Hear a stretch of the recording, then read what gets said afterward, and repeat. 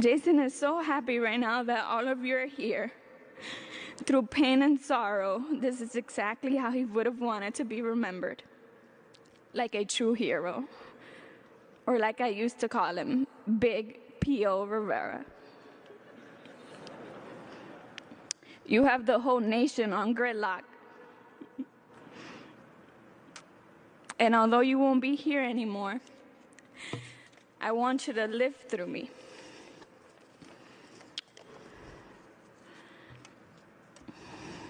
The system continues to fail us.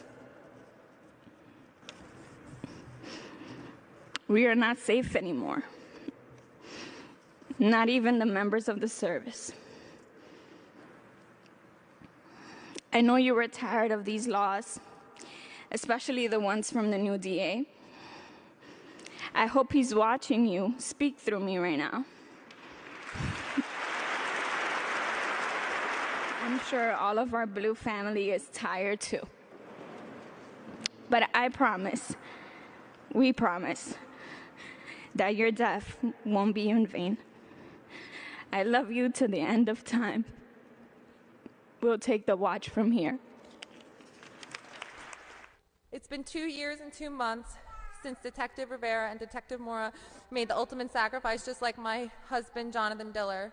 Dominique Rivera stood in front of all the elected officials present today pleading for change. That change never came, and now my son will grow up without his father. I will grow old without my husband, and his parents have to say goodbye to their child.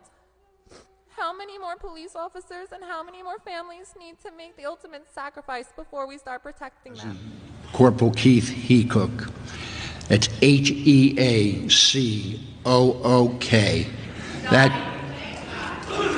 That's for the media to rush to get the story out. You always spelled it wrong. And to watch for Keith was April 28th. That's when shock trauma found they could do no more for Keith. But Keith continued life support, the hero to the end, to donate his organs. On April 24th, Keith was getting ready for his midnight shift. Your thoughts are not, what's going to happen to me today? It's, does the kid have a game? Do I got to go to the bank? Am I getting enough sleep for my side job? When you're going to work? Not, is this going to be my last day at work? Keith went about his shift. He was able to stop by and see my Aunt Anita.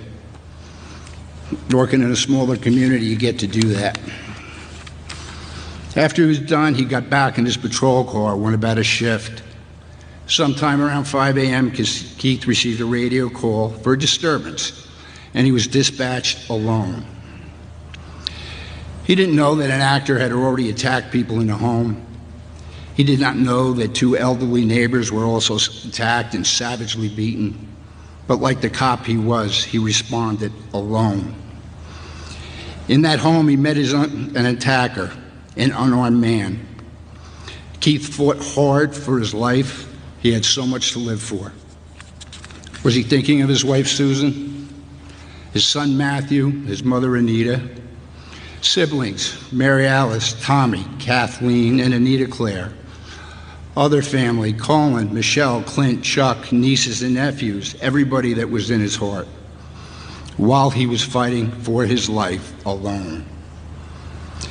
Giving everything he had to make sure he could get back to his family. But that didn't happen, because in the real world, criminals don't always comply, and unarmed criminals can kill you. Corporal Heacook did not have a backup. He didn't have a backup. He had a dispatcher who checked up on him. No response, they started getting help. I can't imagine the feelings running through the mind of the dispatchers and the other officers responding. When they arrived, they found their worst fear. They had to find the actor, that's the bad guy. They had to save their brother. Everyone did their best. To all those first responders who tried to help Keith, my family thanks you from the bottom of our hearts. This call is the nightmare these first responders will have for the rest of their lives. But here we are today paying tribute for our hero, Corporal Keith Heacook. We have dignitaries made some nice comments. The Attorney General was here previously to say that the actor would be prosecuted to the fullest extent of the law. The media is here, covered the funeral to honor Keith. Flags were flown at half-mast, some earlier than others. Governor Hogan, in this time, the hug you gave my Aunt Anita meant a lot. All these gestures, some big, some small, mean a lot. Lack of gestures mean a lot as well. Now, I don't mean to be difficult. Now, what if the scenario were different? Corporal Heacook had to take the actor's life. What would have happened to his life? It would have been hell. The media would have been here in full force. Major newscasts, unarmed this, unarmed that, every night without fail. Makes a great news bite for ratings. Keith would have been placed on administrative leave while an investigation was conducted. That investigation would have taken weeks, if not months, to complete. During that time, Keith's life would have been put under a microscope, as it's easy for folks who have no idea about police work. His family would be shunned. Even when Keith was cleared, that does not generate enough news for any real broadcast. Off the media goes to the next story.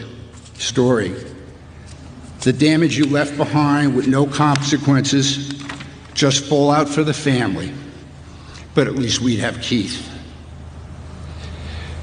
To the politicians of Delmar, are you going to make changes so this not happen again?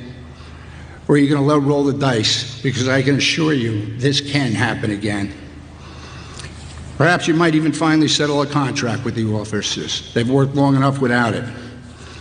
Something you consider when you can't find replacements for the Delmar Police Department.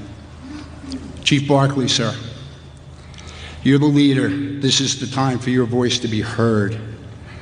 I heard your newscast when you said you needed more manpower. Chief, stand up and fight for your officers. Don't be silenced. They deserve it.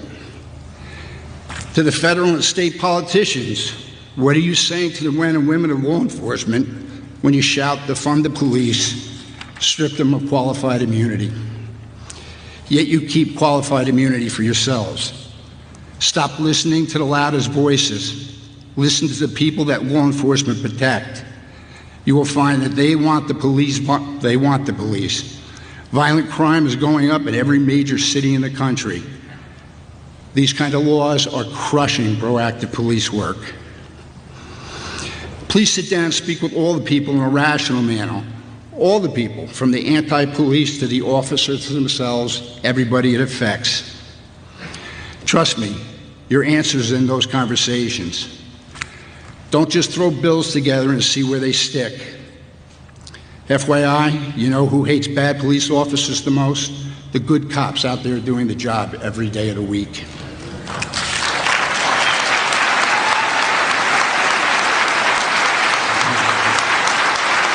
Thank you.